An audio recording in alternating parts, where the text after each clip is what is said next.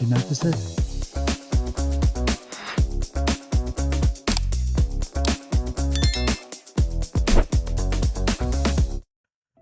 Hey everybody, it's Victor from Focus on Wildlife here, and I just wanted to show you. So I'm not sure if you noticed what I was talking about, and that did you see it or not?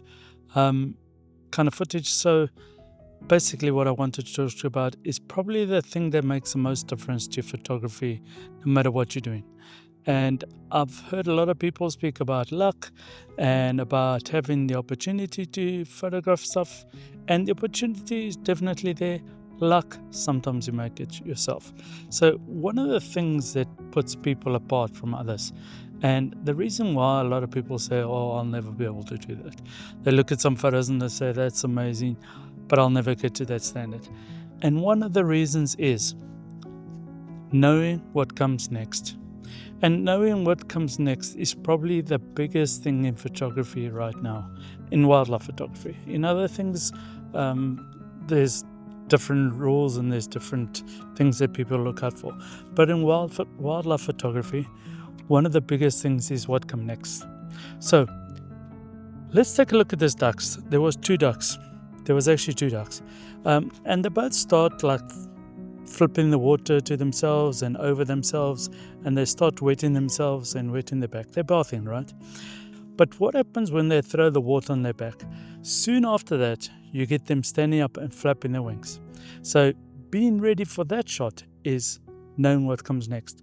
And that makes the difference. People see that shot and they think, oh, wow, that's an incredible shot. And you're lucky it got up, and I don't know, you had the right settings and all of this. But the truth is that you're prepared for that shot. You know it's going to happen. You're prepared for that shot. Whether you want to freeze the action or you want it a little bit slower to show a little bit of movement in the wings, that's your personal preference. And there's no right or wrong with that. What does make a difference is that you are prepared and that you had time to take that shot. So let me give you an example. If you take a look at the Wildlife Photographer of the Year at the Natural History Museum, it's probably the most prestigious wildlife competition in the world. So the 2025 winner is a fellow South African. So I'm from South Africa, you can tell by the funny accent. But a fellow South African by the name of Wim van der Heever won it this year. And if you read the caption says, I've been waiting for 10 years to take the shot. So Wim didn't wait 10 years next to the shutter waiting to take the photo. That's not what it means. What it means was it was 10 years in the planning. So year one, he probably noticed there's an animal that walks here.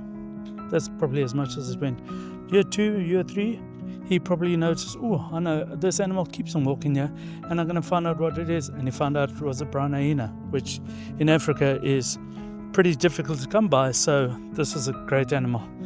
In year four, he saw the way the light fell and the way he had to position himself in order to capture what he wanted. And so he thought, there's a shot here.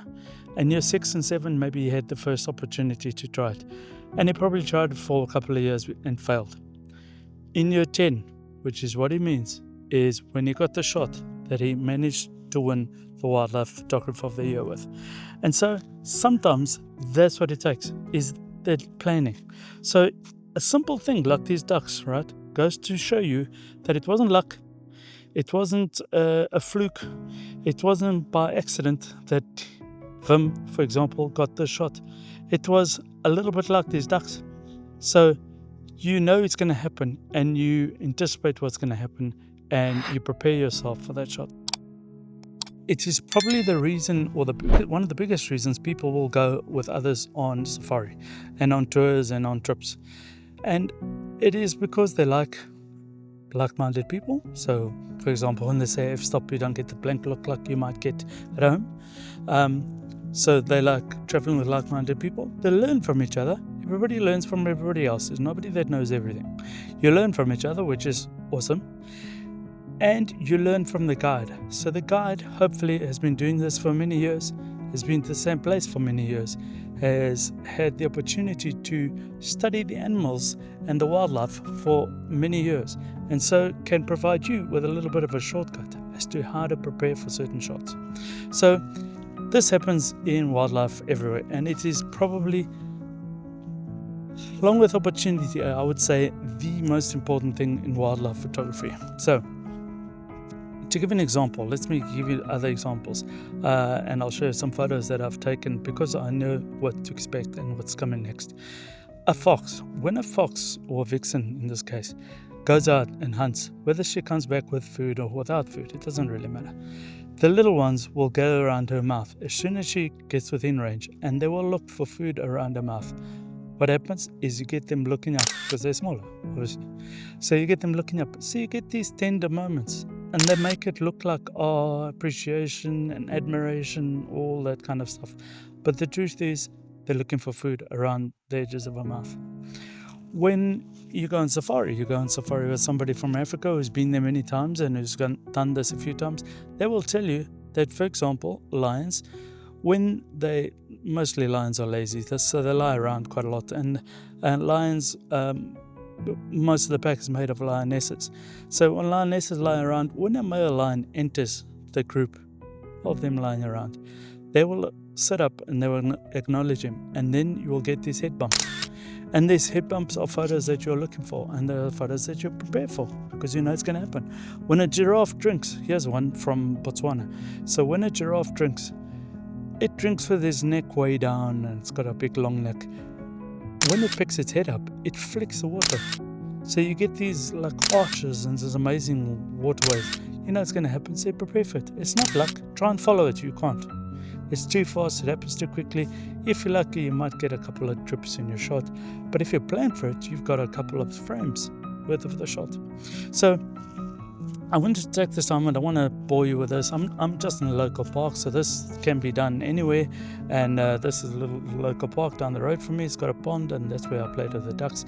But it's as little as ducks to show you what I'm talking about, and to get you to start practicing and to start taking the time to observe.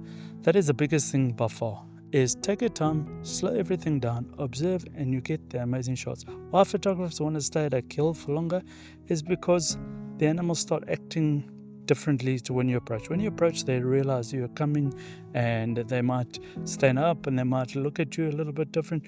When you stay there for a little bit longer, you will see they calm down, they start acting naturally. And so the natural is where you get the head bumps, where you get all these bits and pieces that occur and that you want to photograph. Okay, so I just want to leave you with that for now. If you enjoy this, I'm going to try and put this on every week. I know life happens, and sometimes a week turns into 2 weeks, maybe a month. Hopefully that doesn't happen, and I'll be able to put this through to you, a couple of little tips and tricks and little bits of why it is and how to improve your photography and why your photography is the way it is. It's not about cameras, it's not about settings, it's not about people who've taken up this hobby 2 years ago and have availability to all kinds of tools. It's knowing when things are going to happen, what's going to happen, and how you prepare for it. Okay, if you like it, as always, subscribe, like, the bits and pieces. Anyway, I'll chat to you soon. Keep well.